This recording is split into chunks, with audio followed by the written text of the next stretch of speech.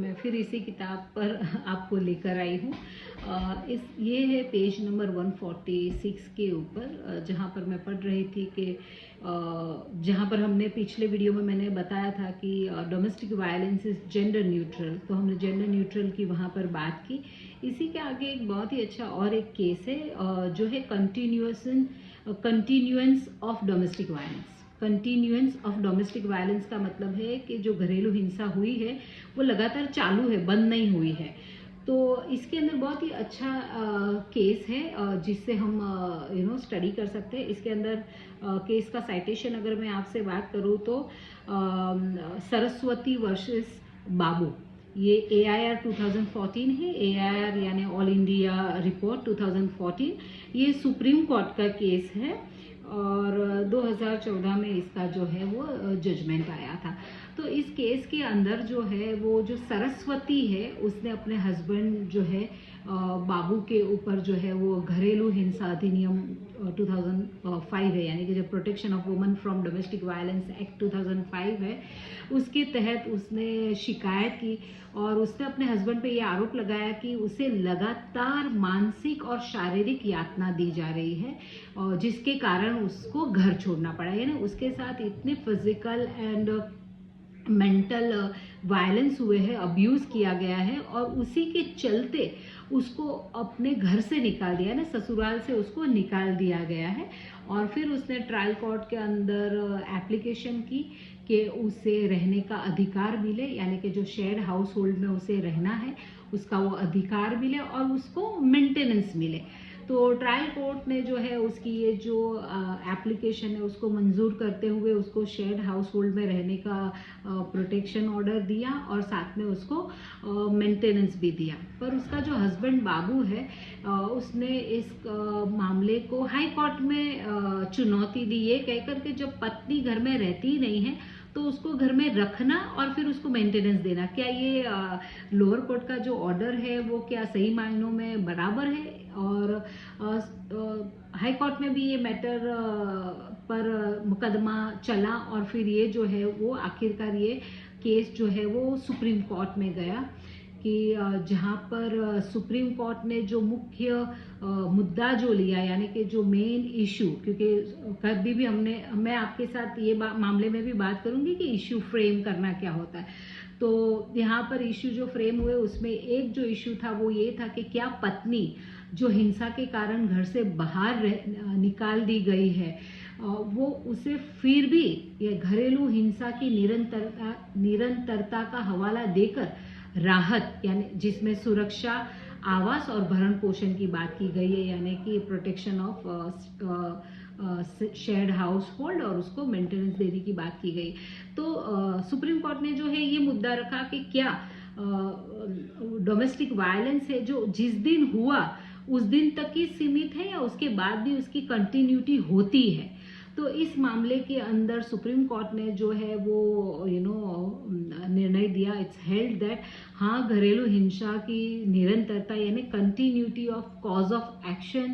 के चलते महिला इस राहत के पात्र है, यानी कि उसने जो राहत मांगी है क्योंकि वो अपने घर में नहीं है, ससुराल में वो नहीं है, इसके चलते उसको घर ना मिले और उसको भरण पोषण ना मिले, उस बात को नकार दिया गया कि उसको मिलना चाहिए क्योंकि घर के बाहर भी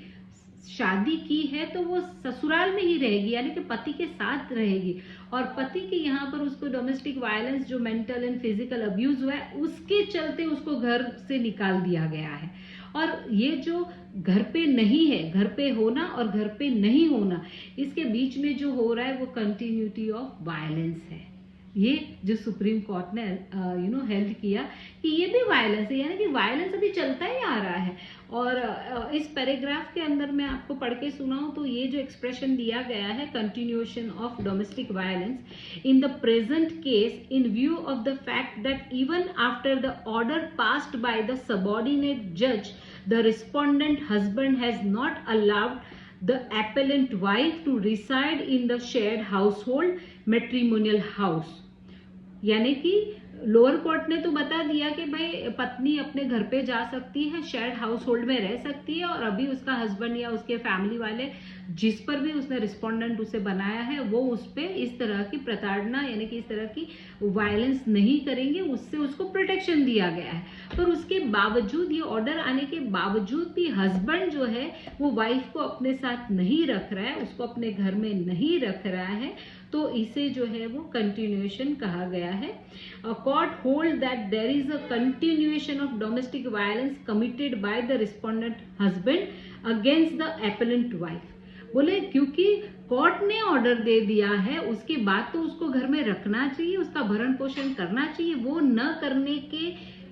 वजह से ये जो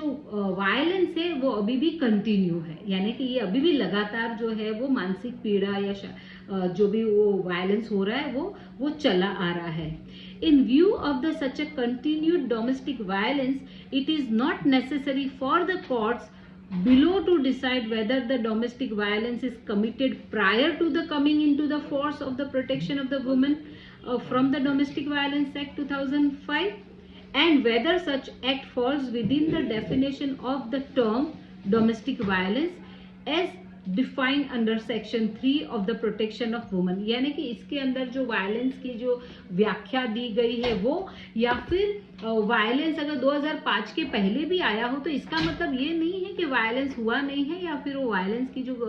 क्वांटम जो है वो कम हो जाता है। ठीक है, डेफिनेशन या फिर ये जो प्रोटेक्शन एक्ट जो आया है वो 2005 में आया है, पर उसके पहले भी अगर वायलेंस हुआ है तो वो वायलेंस है। और जो डेफिनेशन के अंदर जो चीज़ों को अगर नहीं आता है domestic, whether such act falls within the definition of the terms domestic, यानी हस्बैंड ने अगर कोर्ट के ऑर्डर के बावजूद उसकी वाइफ को अगर साथ में नहीं लिया है, तो अगर ये जो वायलेंस के टर्म में ना आता हो कि जो ये सेक्शन 3 के अंदर बताई गई है, पर फिर भी वो वायलेंस है और वो वायलेंस लगातार हो रहा है, यानी कंटिन्यूएशन यानी लगातार की बात यहाँ पर करने में आई है of the protection of domestic violence act. तो अगर आप इस केस के बारे में ज़्यादा पढ़ना चाहें तो आप बिल्कुल उसको पब्लिक डोमेन पे इसके कई सारी इंफॉर्मेशन है वो हम देख सकते हैं। तो इसके अंदर जो है वो कि महिलाओं के लिए जो शेयर्ड हाउस होल्ड में रहने का अधिकार है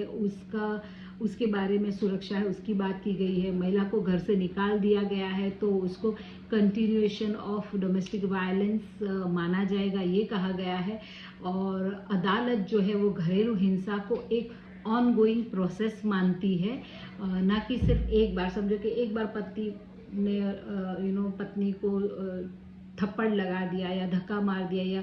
सास ने उसको कुछ कर दिया, उस दिन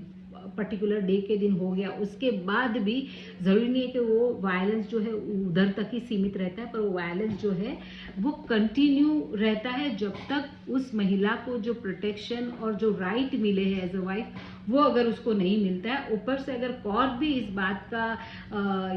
जो आदेश है वो देती है और वो हस्बैंड उसको भी फॉलो नहीं करता है, तो इस मामले में डोमेस्टिक वायलेंस जो है, वायलेंस की कंटिन्यूटी के बारे में बात की गई है। मुझे उम्मीद, फिर से मैं बता दूं कि मैं इसी बुक से रेफर कर रही हूँ। इसका पेज नंबर 146 है। केस अगर आप साइटेशन वापस सुनना चाहे तो सरस्वती वर्सेस बाबू AIR 2014 सुप्रीम कोर्ट जजमेंट, तो इसकी बात कर सकते हैं। और मैं यहाँ पे भी एक डिस्क्लेमर देना चाहूँगी कि 2014 के बाद भी कई सारे जजमेंट आए हैं, हम वो भी देख सकते हैं। और अगर इस जजमेंट को नए कोई जजमेंट ने सेटिसाइड किया हो तो हम अपनी स्टडी को कंटिन्यू रखते हुए हम और भी ज़्यादा डीप नॉलेज इसमें ले सकते हैं।